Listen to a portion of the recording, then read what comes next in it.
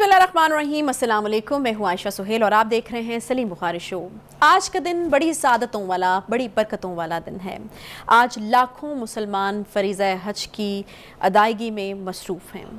मक्का मुकरमा में फ़रीज़ा हज की अदायगी में मसरूफ़ तमाम उम्मत मुस्लिमा का, तमाम पाकिस्तानियों को और तमाम आज़मीन हज को हमारी तरफ से हज की बहुत बहुत मुबारक जो है वो हम पेश करते हैं। और इस हज के इस ख़ास मौके पर यकीनन हम अपने मुल्क के लिए दिल से दुआ गो हैं कि यहाँ पर तरक्की हो, खुशहाली हो और अमन आए। इस पर भी हम करेंगे बात। इसके अलावा बात होगी जी आज फ़ौजी अदालतों में शहरियों के ट्रायल पर सुप्रीम कोर्ट ने समाअत गैर मुइना मुद्दत तक के लिए मुलतवी कर दी है। फ़ौजी अदालतों में सिविलियन के ट्रायल पर फ़ौरी हुक्म इम्तना की जो दरख्वास्त है उसको मुस्तरद कर दिया गया है। इसके अलावा आपको बताएं जी कि नवाज़ ज़रदारी मुलाकात की बात होगी जिसमें बड़ी अहम चीज़ें डिस्कस की जा रही हैं। अगले इलेक्शन के हवाले से निगरान वज़ीर आज़म का नाम, इंतखाब की तारीख, असम्बलियाँ कब टूटेंगी, अहम चीज़ें जो है वो डिस्कस हो रही हैं। और मेरे ख्याल में इस मीटिंग का सबसे अहम मकसद जो बताया जा रहा है वो ये कि निचली सतह पर इन अमूर में तवील बहस करके वक्त को ज़ाया नहीं करना चाहिए। इसलिए जो है वो दो बड़े मिलकर बैठकर जो फैसला करेंगे वो फिर यकीनन नीचे तक जो है वो पहुंच जाएगा। इसके अलावा बात होगी जी पीटीआई की विकटें गिरने का सिलसिला जारी है। अली मोहम्मद खान की जो है वो दोबारा गिरफ्तारी हो चुकी है। आईएमएफ के हवाले से भी बात होगी। आईएमएफ पर डील कभी कह रहे हैं हो रही है, कभी कह रहे नहीं हो रही, कभी कह रहे हैं हम खुद मुख्तार हो रहे हैं, आईएमएफ डील की ज़रूरत ही नहीं है।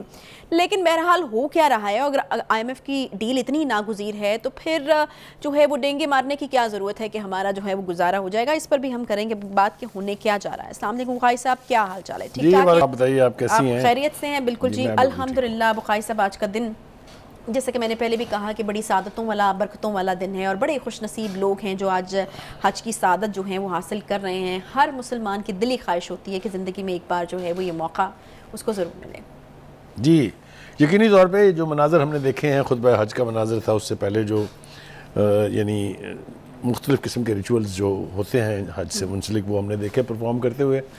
एक बड़ी तादाद, लाखों की तादाद में लोग वहाँ हैं। और सबसे बड़ी जो बात है वो ये कि ये मौका था ही इसलिए कि दुनिया के मुख्तलिफ इलाकों से जहाँ जहाँ मुसलमान बसते हैं वहाँ से लोग आएँ और आके एक दूसरे के साथ अपने अपने दुख दर्द शेयर करें, एक दूसरे के मसाइल को समझने की कोशिश करें। ये जो यानी इब्तिदा हुई है, जब से भी हुई है और आज तक, ये यकीनी तौर पे मुसलमानों का सबसे बड़ा इवेंट है। और सबसे ज़्यादा तादाद में लोग मुख्तलिफ ममालिक से, मुख्तलिफ बर्रे आज़मों से आके यहाँ पर उनकी मुलाकात का यानी एहतमाम किया जाता है। और वो सारे जो यानी हज से मुतल्लिक जो रुकन हैं उन सब की परफॉर्मेंस जो है उसको यकीनी बनाया जाता है।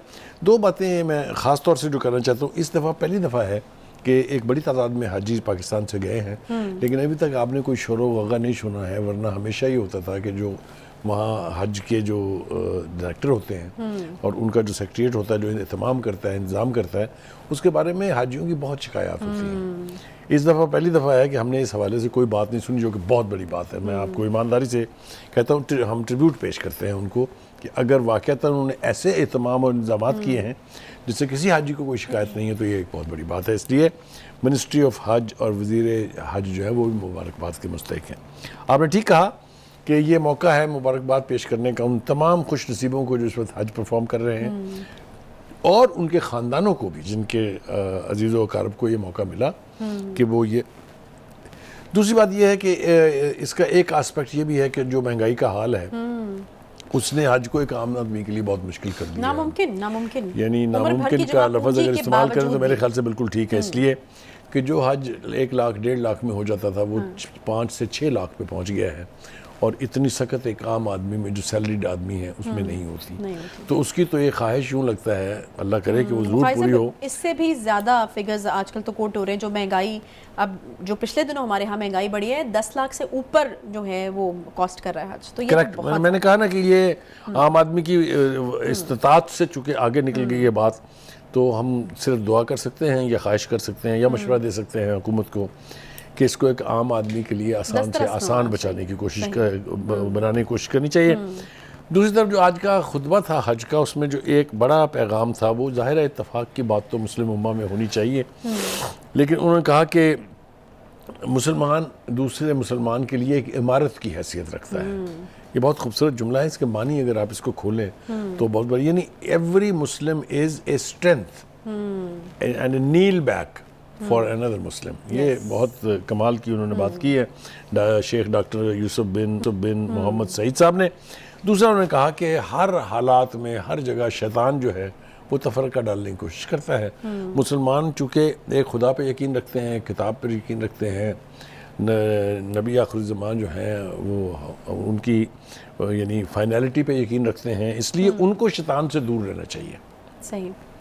तो ये इस हवाले से मेरे ख्याल से ये बात काफ़ी इत्मीनान का बायस है कि इस दफ़ा हमने देखा वहाँ कि वो जो उलझनें कुछ होती थी, मसलन ईरानी हाजीज़ जो दूसरे ममालिक के हाजीज़ होते थे, कुछ पाबंदियाँ थी उनके ऊपर, वो सारी पाबंदियाँ ख़त्म हो गई हैं। इसलिए कि इसी स्पिरिट के तहत मेरे ख्याल से सऊदी अरब और ईरान ने अपने ताल्लुकात को बेहतर किया है, एक दूसरे के यहाँ एम्बेसियाँ खुल रही हैं और ताल्लुकात नॉर्मल हो रहे हैं। यही स्पिरिट है हज की कि मुसलमान अपने आपस के इख्तलाफात जो हैं उनको एक जगह बैठ के हल करें और कौम को मुत्तहिद करने का कोई मौका जाने ना दें। तो और बिल्कुल इस मौके को जो है वो यूटिलाइज भी बेहतरीन तरीके से करना चाहिए और अपने आपस के तफरके या फिर अपने आपस के जो डिफरेंसेस हैं उनको दूर जो है वो बिल्कुल करना चाहिए।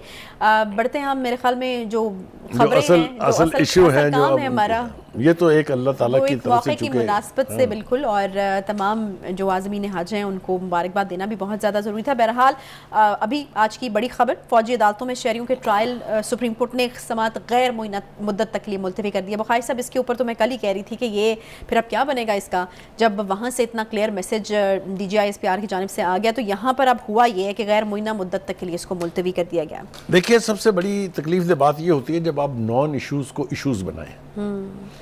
जो फौजी अदालतों के क़याम का ताल्लुक है उसके ऊपर आज 40-45 साल के बाद बहस करना मुझे अजीबोगरीब लगता है। हमारे वो जजेस जो इसको रिव्यू कर रहे हैं उनमें से बहुत से जजेस ऐसे हैं जिन्होंने फौजी अदालतों की दी गई सज़ाओं को या इंडोर्स किया है या उनको रिजेक्ट किया है। मतलब ये कि वो इसके साथ रिकनसाइल करते रहे हैं कि हाँ फौजी अदालतें हैं।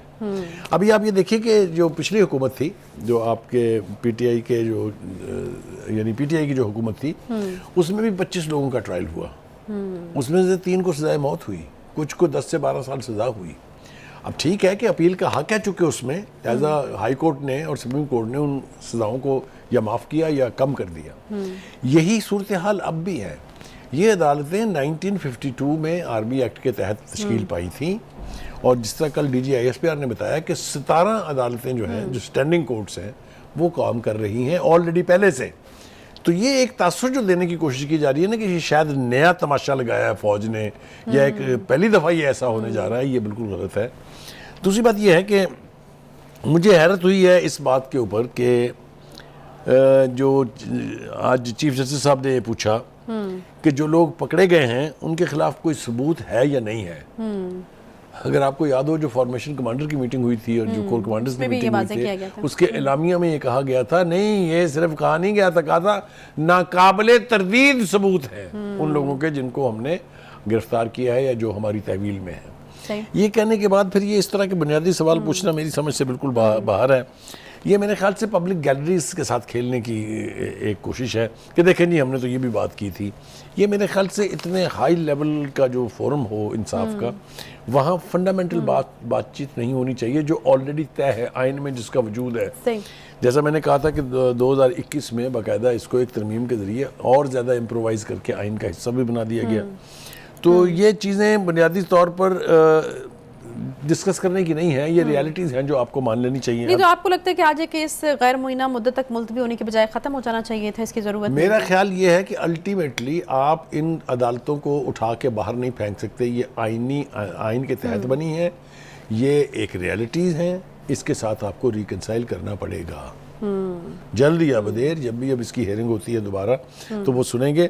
2-3 चीज़ें देखें। एक बात तो ये है कि पहले भी वाज़ा कर दिया गया, मज़ीद कल वाज़ा किया गया, अभी मज़ीद इसमें वजाहत की गुंजाइश नहीं है कि जिसको मिलिट्री कोर्ट के तहत ट्राई किया जाता है, जिसको गिरफ्तार किया जाता है, उसके खिलाफ अगर सबूत नहीं है तो मुझे बताएं, तो दीवानापन है ना फिर किसी को पकड़ना। सही बात। उन्होंने कैटेगोरिकली स्टेट किया, उनके वीडियोज़ हैं, उनकी ऑडियोज़ हैं, उनके तस्वीरें हैं, उनके बयानात हैं, उनके मुजाहरों के अंदर शिरकत करने के सबूत मौजूद हैं, उनके anti Pakistan anti army slogans जो हैं वो रिकॉर्डेड हैं। अब मुझे बताइए इसके बाद आपको कौन सी तफसील दरकार है जी? तो यानी वही वाली बात है ना कि नाकाबिले तरदीद सबूत हैं। करेक्ट। एक जो खौफ है उस खौफ की वजाहत बहुत ज़रूरी है। देखिए ये सजाए मौत जो है ना ये किसी पाकिस्तानी को नहीं होती जब तक कि उसका कनेक्शन किसी गैर मुल्की स्पाइनेज एजेंसी के साथ ना हो। आप समझिए, यानी अगर आपने कोई जुर्म किया है तो आपको सज़ा मिलेगी, उम्र कैद की मिल सकती है, 10 साल की मिल सकती है, 5 साल की मिल सकती है, 2 साल की मिल सकती है, माफ़ी मिल सकती है। लेकिन जो ये मौत की सज़ा का जो है तलवार लटक रही है ना, ये सिर्फ उसी सूरत में होता है जब किसी ने किसी गैर मुल्की एजेंसी के एजेंट के तौर पे काम किया हो। ये वजाहत की भी है कल DGISPR ने। अच्छा। तो दूसरी बात यह है कि अगर ये तवक्को की जा रही है कि ये सारे लोग जो हैं इनको बस जुम्बश कलम छोड़ दिया जाएगा, अपने अपने घरों को आएंगे, तो मेरे ख्याल से इस गलतफहमी से बाहर निकलना चाहिए। अगर फौज ने अपने सीनियर तरीन बंदों को नहीं छोड़ा है तो वो जिन्होंने शोहदा के मुजस्समे तोड़े, वो जो मियाँ वाली एयर बेस में पेट्रोल बम ले जाके जहाज़ों को तबाह करना चाहते थे, वो जिन्होंने कोर कमांडर हाउस को रैंसैक किया, वो जिन्होंने GHQ पर हमला किया, ये किसी सूरत स्कॉट फ्री तो नहीं जाएंगे। ये मैं आपको बता रहा हूँ। इसको आप यू टेक इट और यू थ्रो इट। नहीं, स्टेटस क्या है ट्रायल का? 102 अफराद मिलिट्री कस्टडी में, ट्रायल चल रहा है नहीं चल रहा है? अटॉर्नी जनरल कह रहे हैं चल रहा है। कल जो मैसेज दिया गया मैं इसके बारे में थोड़ा सा इबाम है। हाँ। मैं वो उसकी वजाहत कर देता हूँ। देखिए उनका ट्रायल एज सच शुरू नहीं हुआ। अच्छा। और अटॉर्नी जनरल ने बिल्कुल ठीक कहा कि इनका ट्रायल शुरू नहीं हुआ, इनकी इन्वेस्टिगेशन हो रही है।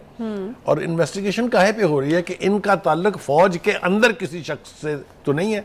अच्छा। ये ढूंढा जाए कि क्या इन लोगों का जिनका ट्रायल शुरू होना है अभी, उनके बारे में तफ्तीश की जा रही है कि क्या ये किसी से हदायत तो नहीं ले रहे थे फौज में, या किसी फौजी के साथ इनकी कोई साजिश का हिस्सा तो नहीं था।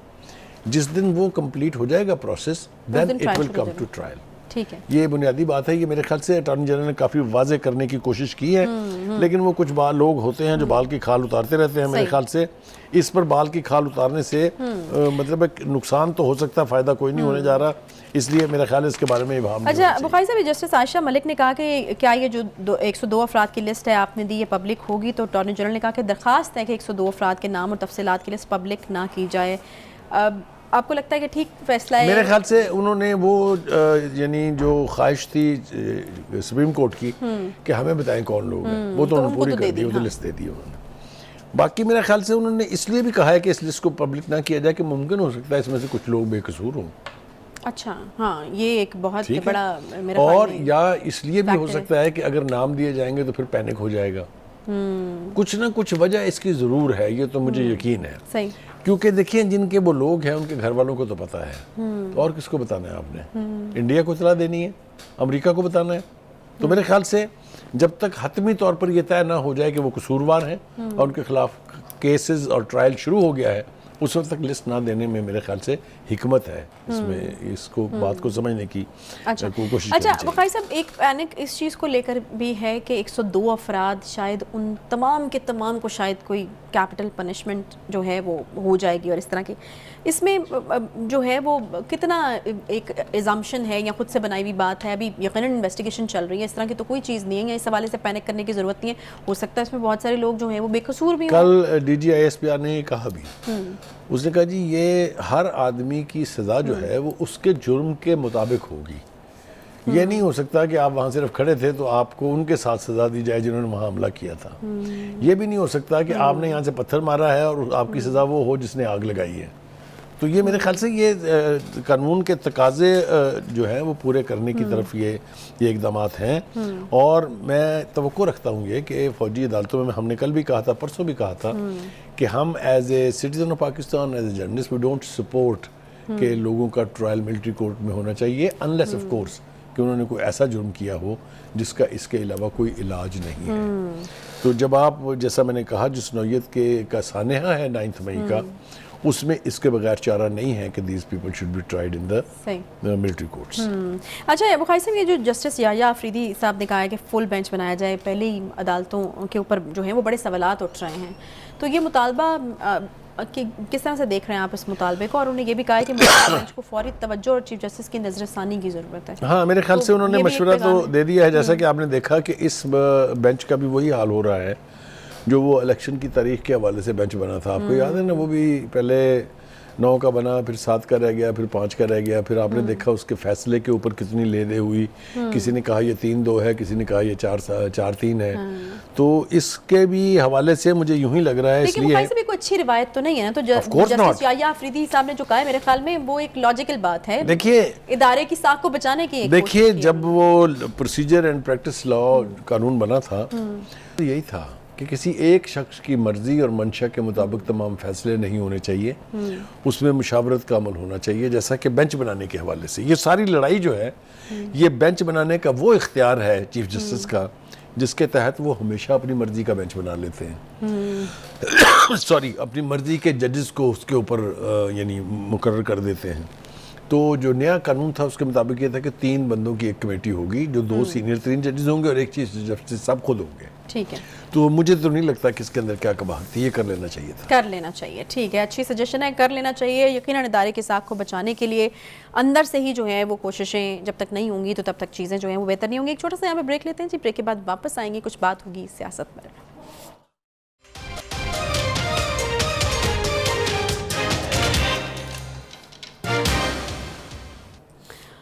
वेलकम बैक जी। दुबई में अहम बैठकों का सिलसिला जारी है और बैठकें लग भी रही हैं और बड़े बड़े अहम फैसले जो हैं वो हो भी रहे हैं। नवाज जरदारी मुलाकात जिसके हवाले से काफ़ी बात की जा रही थी, हो चुकी है और मकसद इसका यही बताया जा रहा है कि ये बेहतर था कि बड़े बैठकर बातचीत कर लें, बजाय इसके कि निचली सतह पर जो हैं वो मुलाकातों के या फिर मुशावरत के जो हैं वो कई इतवार करने पड़ते, तो ऊपर ही जो हैं वो चीज़ें तय कर ली गई हैं। बुखारी साहब, क्या बड़े फैसले, यकीनन कुछ के हवाले से तो हम आगाह हैं, उसके ऊपर हमने बात भी की है, और क्या ऐसे अहम फैसले हैं जिसकी वजह से इन दोनों को ही बैठना था तो वो होने था? देखिए, पहली बात तो ये है कि ग्राउंड सिचुएशन के अंदर एक रेडिकल तब्दीली आई है।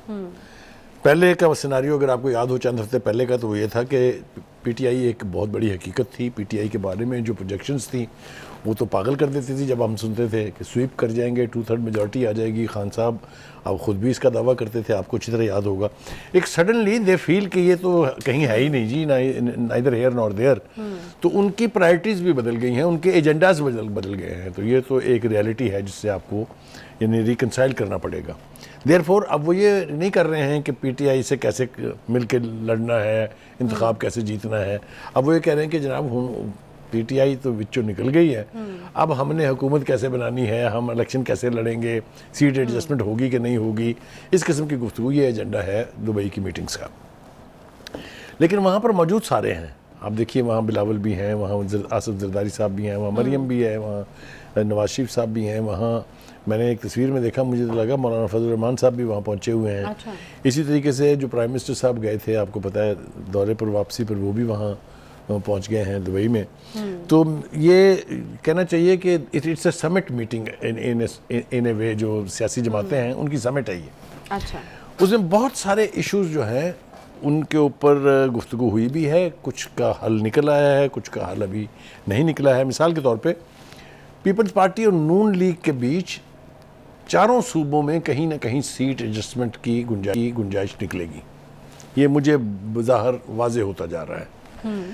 देखिए, पीपल्स पार्टी को पंजाब में अपने आप को रिसरेक्ट कराना है, उसके 2 तरीके हैं। एक तो ये कि वो जो जियाला नाराज़ हो के घर बैठा हुआ है, वो पोलिंग स्टेशन की तरफ का रुख नहीं करता।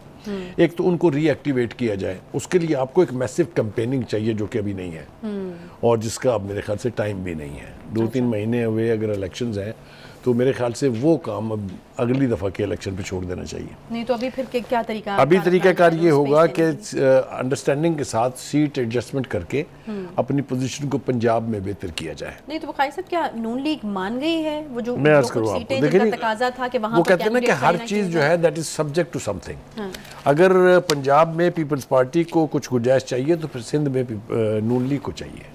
अच्छा। आपको पता है कि नून लीग की सीटें वहाँ होती थी, गौसर अली शाह थे, बहुत सारे लोग और थे, सलीम ज़िया साहब थे, वो हरचंद के प्रोविंशियल लेवल पर थे, लेकिन ये वो लोग थे जो वहाँ इलेक्शन जीतते थे।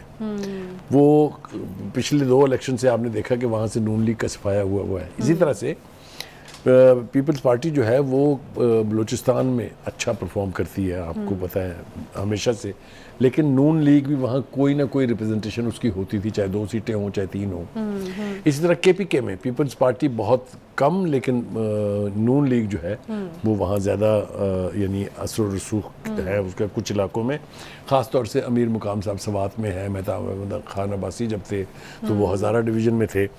तो ये मेरा ख्याल से तय ये होगा कि ठीक है हम आपको स्पेस देते हैं, आप आई scratch your back you scratch mine, ये वो जो ज़रबुल मिसल है उसके तहत ही ये फैसले होंगे। लेकिन और भी बहुत सारे एलाइड इश्यूज हैं, मिसाल के तौर पर अगर असेंबली टूटती है या अपनी मुद्दत पूरी करती है तो who will be the caretaker prime minister, that is again very important issue. ठीक है, इत्तेफाक तो होना। अब नाम तो बहुत सारे प्रोजेक्ट किए जा रहे हैं। अब जो ताज़ा प्रोजेक्शन आई है वो ये कि जी वो अपने जो बिलावल साहब हैं वो और जो मरीम नवाज़ हैं ये तो प्रॉपरली प्राइम मिनिस्टर के कैंडिडेट्स हैं। अच्छा, ये तय हो गया। इसका मतलब ये है कि मेन गेम में ना नवाज शरीफ साहब आ रहे हैं और ना ही जरदारी साहब आ रहे हैं। तो ये अगली जनरेशन जो है, नेक्स्ट जनरेशन, उसके सामने अब ये है कि उन्होंने कैसे परफॉर्म करना है और कैसे इस मनसब तक पहुंचना है। एक और बात वो भी बहुत ज़रूरी है और उसके बारे में भी मुझे यकीन है कि बड़ी थ्रेडबेयर डिस्कशन हुई होगी कि जो आईपीपी है, जो इस्तेहकाम पाकिस्तान पार्टी है, इसके साथ कैसे डील करना है। सही। जो पीपल्स पार्टी की तवक्कात या एंटिसिपेशन है वो ये है कि आईपीपी जो है इसका टिल्ट होगा नून की तरफ। और इस बात के ऊपर मुझे मेरे शवाहद ये कहते हैं, मेरे सोर्सेज भी ये बताते हैं कि जरदारी साहब काफ़ी नाला है इस पर, खुश नहीं है इस पे। तो इस बारे में भी यकीनन बात तो ही होगी। तो उसको कहीं कोई साहब जो हैं वो उसको कहते हैं कि वो किंग्स पार्टी है, कोई कहते हैं कोई कुछ है, कोई कुछ है। लेकिन ये बात बिल्कुल वाज़ेह है कि अगर उन्हें इलेक्शन अलायंस करनी है, अगर उन्हें सीट एडजस्टमेंट करनी है तो वो नून लीग के साथ होगी, पीपल्स पार्टी के साथ नहीं। ये भी हो गया जनाब। ठीक है। उसके बाद जनाब देखना ये है कि इलेक्शन जो है उसमें आपको पता है पंजाब की सबसे ज़्यादा सीटें हैं। जो भी पार्टी पंजाब में बेहतर परफॉर्म करेगी उसका हक बन जाता है एक तरह से कि वो सेंटर में हुकूमत बनाए। देखना यह है कि क्या नून लीग इतने वोट ले सकेगी कि वो सिंगल लार्जेस्ट पार्टी के तौर पे हुकूमत बना पाए कुछ एलाइज को साथ लगा के, या फिर उसको मजबूरन पीपल्स पार्टी के साथ कोलिशन गवर्नमेंट बनानी पड़ेगी पंजाब में, सेंटर में। सेंटर की बात होगी। सेंटर में पंजाब में तो एडजस्ट किया जाएगा। ठीक है। पीपल्स पार्टी को कोई दो राय नहीं है इसके बारे में। ये अभी वाजे नहीं है कि पीपल्स पार्टी इतनी सीटें जीत जाएगी कि वो पंजाब में भी हुकूमत खुद ही बना लेगी। मुझे बाजार नजर नहीं आता। हैविंग सेड दैट, इसके साथ जुड़ी हुई है कि फेट क्या होने जा रही है जो पीटीआई के चीफ हैं, उनका मुस्तकबिल क्या है। कुछ लोगों का ख्याल ये था कि उनकी गिरफ्तारी जो है वो ईद से पहले होगी। मैंने भी अपने एक प्रोग्राम में कहा था कि शायद ऐसा हो, लेकिन अब हमें लगता है कि अदालतों में जो कुछ हुआ है इन दिनों में, चाहे वो लाहौर हाई कोर्ट है चाहे वो सुप्रीम कोर्ट है, तो बहुत सारी चीज़ें जो कि मौखर हो गई हैं, तो इसी तरह से उनकी गिरफ्तारी भी मौखर। अच्छा, इलेक्शन में कितनी स्पेस मिलेगी ये एक बहुत बड़ा सवाल है पीटीआई को। चाहे वो आप केपी की बात कर लें या पंजाब की बात कर लें, किस तरीके से वो जो है वो एक इस इलेक्शन के अंदर अपनी एक एग्जिस्टेंस जो है उसको शो कर सकते हैं। देखिए वो एक चीज़ होती है जिसको पंजाबी में कहते हैं, पंजाबी द गवेड़। गवेड़ मीन के अंदाज़ा लगाना या पेशन गोई करना। देखिए पीटीआई की काफ़ी सारी क़यादत जो है, जो इलेक्टेबल्स थे उनके, जो कैपेसिटी रखते थे इलेक्शन जीतने की, वो तो पार्टी छोड़ के जाके या पनाह गजी हैं आईपीपी में और या वो घोंसला ढूंढ रहे हैं नून लीग में या पीपल्स पार्टी में। ठीक हो गया। इसलिए उनके पास वो स्ट्रेंथ ही नहीं रही जो इलेक्शन में बेहतर रिजल्ट्स निकाल सके।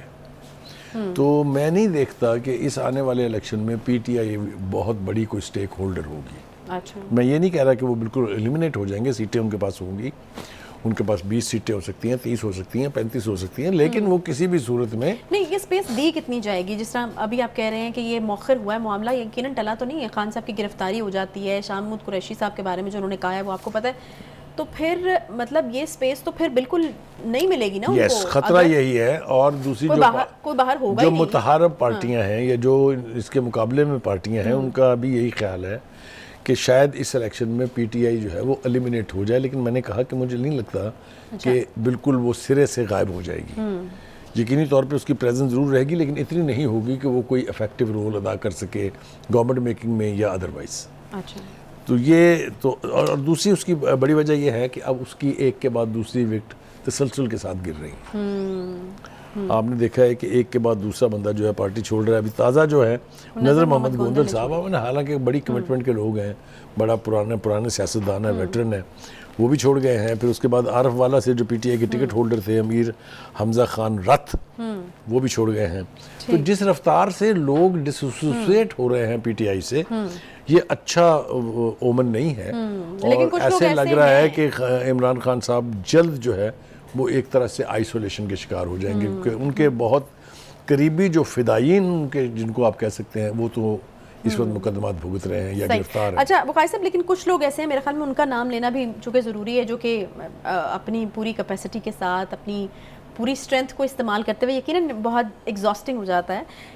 तहरीक इंसाफ के बड़े प्रोमिनेंट रहनुमा अली मोहम्मद खान 7वीं मरतबा गिरफ़्तार कर लिए गए हैं। मतलब 7वीं मरतबा गिरफ़्तार करना, और अभी भी वो यानी कायम है 7 एम। देखिए, पहली बात तो ये है कि एक वक्त था जब उनको कोई पूछने वाला नहीं था, वो जो उनके दिल में आया उन्होंने किया।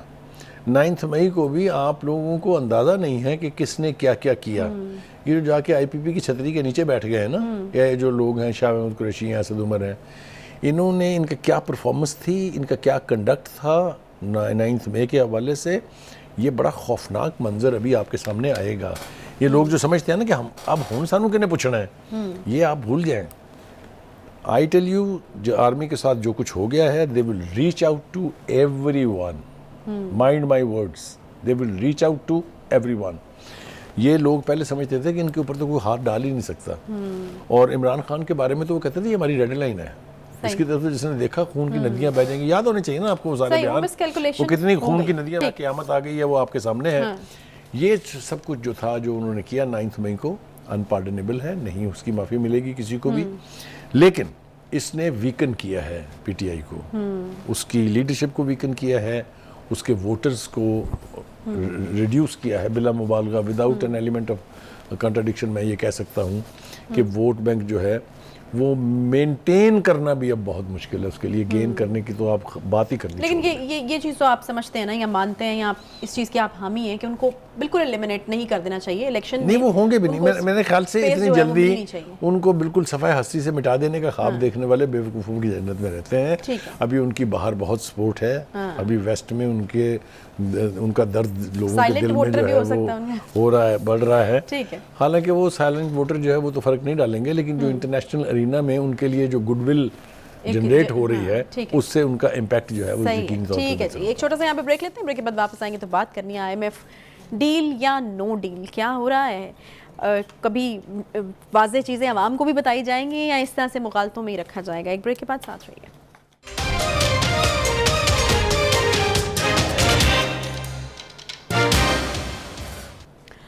वेलकम बैक जी। ब्रेक के बाद एक बार फिर से खुशामदीद आपको कहते हैं। मुआशी हालात हमारे ख़राब हैं और हिकमत अमली जो है वो कोई एक तय नहीं पा रही। कभी कहते हैं आईएमएफ जो है वो नागुज़ीर है, और कभी कहते हैं कि आईएमएफ नहीं आता ना आए, हम खुद ही काफ़ी अपने मसले खुद हल कर लेंगे, हमारे पास बड़े दोस्त हैं, हमारी मदद कर रहे हैं और ये सारी चीज़ें। लेकिन बुखारी साहब, अगर आईएमएफ जो है अब हमारे दोस्त इतना हेल्प कर रहे थे, तो फिर आईएमएफ की मिन्नत समाजत करने की क्या ज़रूरत है। फिर जान छुड़ा लेते एक दफ़ा इस चीज़ से, क्योंकि कहा जाता है कि आईएमएफ तो आया भी अच्छा नहीं, ना आया तो हमें मुसीबत पड़ी हुई थी, लेकिन आया भी अच्छा नहीं, क्योंकि उसके बाद फिर हम एक और कर्ज के गर्दाब में जो है वो फंस जाएंगे। तो मुझे बताइए कि हुकूमती पॉलिसी है कि आईएमएफ के बगैर चलना है, या आईएमएफ के बगैर हमारा गुजारा है नहीं।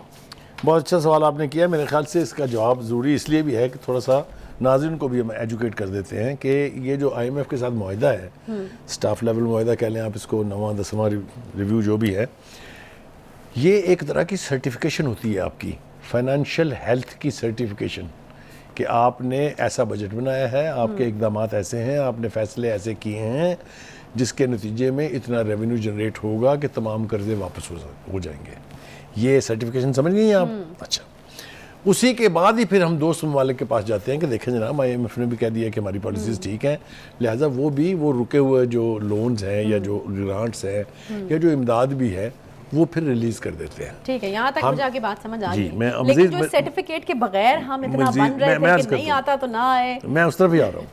देखिए, पहली बात तो ये है कि यकीनी तौर पर IMF जो है इससे बचना मुश्किल है इस वक्त। इवन अमेरिका वो भी IMF से लोन लेता है, तो ये कोई ऐसा ऐब नहीं है जो हम ही करते हैं और कोई नहीं करता है। अच्छा, हत्ता कि मैंने कहा था, आपसे मिसाल दी थी कि श्रीलंका जिसने डिफ़ॉल्ट किया उसको भी 6 हफ्ते के बाद उन्होंने फिर रकम दी है IMF वालों ने कि आप अपनी इकोनॉमी को ठीक कर लें। नहीं तो इसका तो मतलब ये है कि फिर हमें इतना मेरे ख्याल से इसहाक डार साहब ने जो ये नारा लगाया था कि जी हम बगैर IMF के भी चल पड़ेंगे, तो हमने बगैर IMF के काम करके देखा हुआ है। अगर आपको याद हो 2 दफ़ा माजी में हमने IMF से कहा कि ये पड़े हैं आपके पैसे, आप उठाएं और भाग जाएं यहाँ से।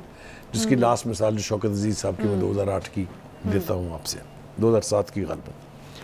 तो कहने का मतलब ये है कि इस वक्त जिस किस्म की हमारी इकोनॉमी की हालत है, हम IMF के बगैर नहीं चल सकते। नहीं, तो ये मतलब एक ऐसी रियलाइजेशन है जो हुकूमत को भी है, हाँ। और मेरे ख्याल से जो इकोनॉमी को समझते हैं उनको भी है। नहीं तो फिर अब क्या मुसद्दिक मलिक साहब ने जो कहा था कि IMF अब हमारा प्लान बी है, प्लान ए नहीं, या फिर से प्लान ए होगा? देखें, बारगेनिंग जब हो रही होती है ना, जब 2 पार्टियां मुज़ाकरात कर रही होती हैं, तो अपनी अपनी पोजीशन जो है, they all want to speak from position of strength.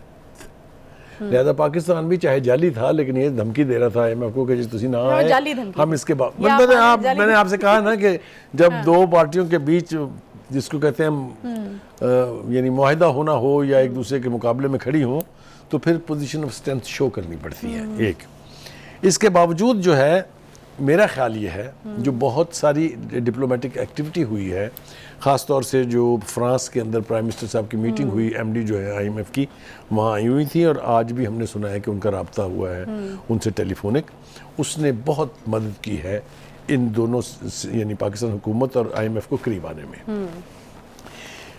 मेरी इतला ये है कि ये मुआहिदा हो चुका हुआ है, इसकी फॉर्मल अनाउंसमेंट बाकी है।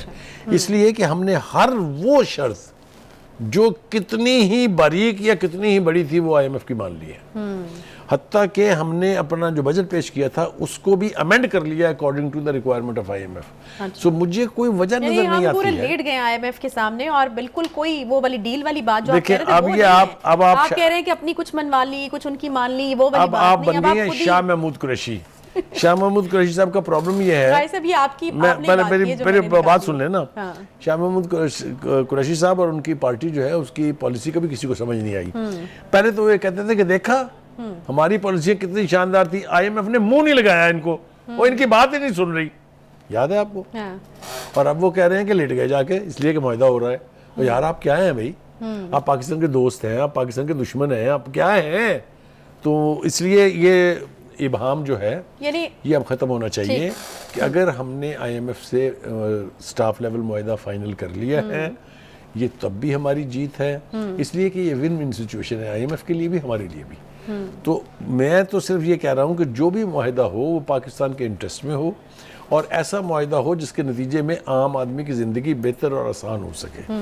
अगर इसका ट्रिकल डाउन इफेक्ट जो है वो आम आदमी तक नहीं पहुँचता है, तो वो ही विल से कि गो टू हेल, IMF और नो IMF, मेरी तो हालत वही है। भाई साहब वो तो हो रहा है ना, ये देखें लाहौर हाई कोर्ट ने सुपर टैक्स को दुरुस्त करार दे दिया, सुपर टैक्स भी अब लगेगा। लेकिन सुपर टैक्स जो है गरीब आदमी भी थोड़ी लगने जा रहा है, खुदा के लिए ना करें। गरीब आदमी पे बहुत सारे टैक्स लग रहे हैं। गरीब आदमी के लिए बिजली के जो हालात हैं देख लें आप, अब गैस देखें उसमें भी स्लैब कर दिए उन्होंने, उसमें भी स्लैब्स कर दिए हैं, गैस का भी यही हाल है। आप बिल्कुल लाइन ना खींचें इसके ऊपर, स्लैब्स के नीचे आके गरीब आदमी जो है वो बिल्कुल उसका सांस। देखिए, मैं आपकी इस बात से इस हद तक इत्तेफाक कर सकता हूँ कि हमारे यहाँ लोअर तो वैसे एलिमिनेट हो गई है, जो मिडिल क्लास थी वो अब लोअर मिडिल क्लास बनती जा रही है, which is a very unfortunate situation. इसका मतलब ये है कि हमारी इकोनॉमी के हालात ठीक नहीं है, ये तो कोई दो राय नहीं है इसके बारे में। जो अगर कोई भी ये कहे कि हमारी इकोनॉमी स्टेबल है, हमारी इकोनॉमी बिल्कुल नॉर्मल हालात में चल रही है, ये बकवास है, ये झूठ है, ऐसा नहीं है। बहुत सारे फैसले करने बाकी हैं। IMF आ भी जाता है तो that does not mean end of everything. उसके बाद भी बहुत सारी हमें पॉलिसी मेकिंग करनी पड़ेगी, हमें जो फॉरेन रेमिटेंसेस आती हैं उसको इन्हांस करना पड़ेगा, हमें टैक्स नेट बढ़ाना पड़ेगा। तो वो सारे अजाब अभी उसी तरह से मुंह खोले हुए अजदा की तरह से हमें एक एक करके उनको एड्रेस करना है, उसको रिजॉल्व करना है, ताकि पाकिस्तान की आम आदमी की हालत बेहतर हो। बहुत शुक्रिया। ये तमाम चीज़ें करनी पड़ेंगी, चैलेंजेस बहुत बड़े हैं। दुबई में बैठकर जो एक दूसरे के साथ बांटने की, सीट एडजस्टमेंट की बातें हो रही है, मेरे ख्याल में उसमें एक बड़ी चीज़ ये भी होनी चाहिए कि जब ये हम कर चुकेंगे, हुकूमत बना चुकेंगे, तो इतने बड़े बड़े चैलेंजेस जो हैं उनका सामना किस तरह से करना है, उनको किस तरह से हल करना है। इसके साथ ही प्रोग्राम का वक्त यहाँ पर ख़त्म होता है जी। इंशाल्लाह आपसे मुलाकात होगी कल। अपना बहुत सारा ख्याल रखिए। अल्लाह हाफ़िज़।